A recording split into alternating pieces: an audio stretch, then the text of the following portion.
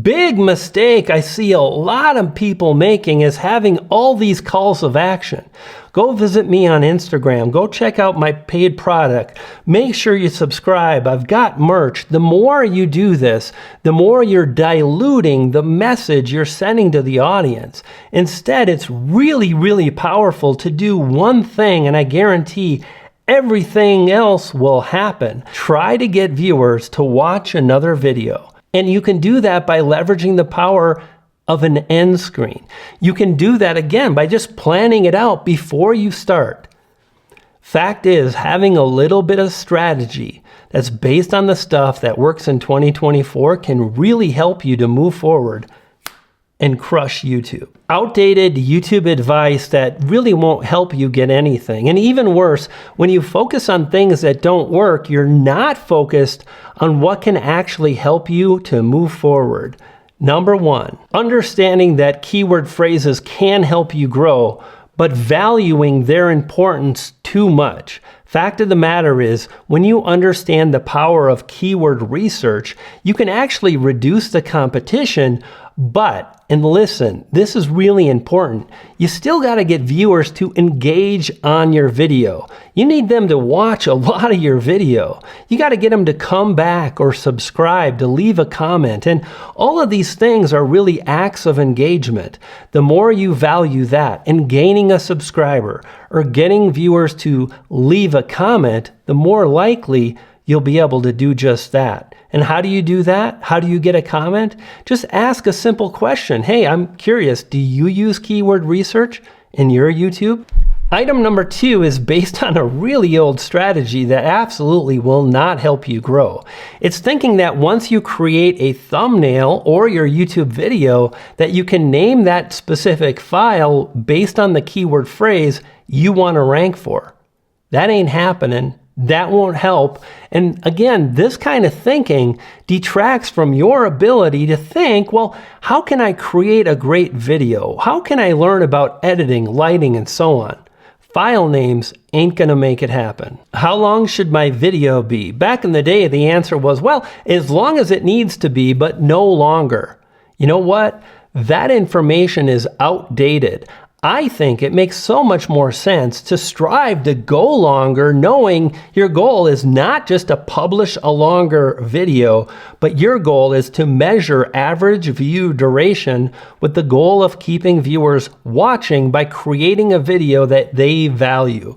When you do this over time, it's just a lot easier to move forward and get results because you're striving to create content, again, the audience appreciates. Next up, YouTube tags. They don't really help. They don't. Listen, sure, fill them in.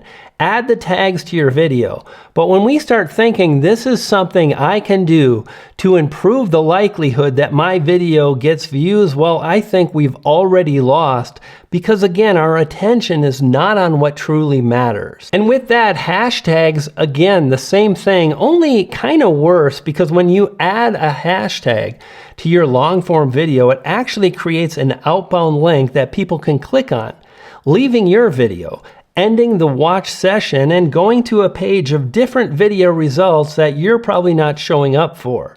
For me personally, I don't care about tags. I never add hashtags because they don't carry enough weight with the algorithm. Next up is playlists. And the fact of the matter is this is kind of gray. Playlists can really help you out, but when we think I'm going to optimize the playlist to get more viewers to watch the videos and it's just based on the mechanics of a playlist, I think we missed the boat. Instead, I think it's much more powerful to focus on specific topics that we can cover and share how to move forward based on the topic. So if you do videos about travel, you might have one playlist about cruises. You might have another playlist about weekend trips. And viewers may want to learn about specific items like a weekend trip, or they might really be into cruising. And because you're creating multiple videos on one subtopic, they're going to be more likely to click and watch another one of your videos, whether that happens in a YouTube playlist or simply because someone, 1, discovers your video, 2, they watch enough of it to decide they like you, and then 3, you happen to have published another video on that subject because you went deep. And that is the power of the playlist. It's more about organizing your content, organizing your thoughts, and striving to move forward in a specific direction. For me, the biggest mistake is not valuing the things that viewers value. Fact of the matter is, the keyword phrases are helpful. It can reduce the competition, but you gotta get them watching and engaging.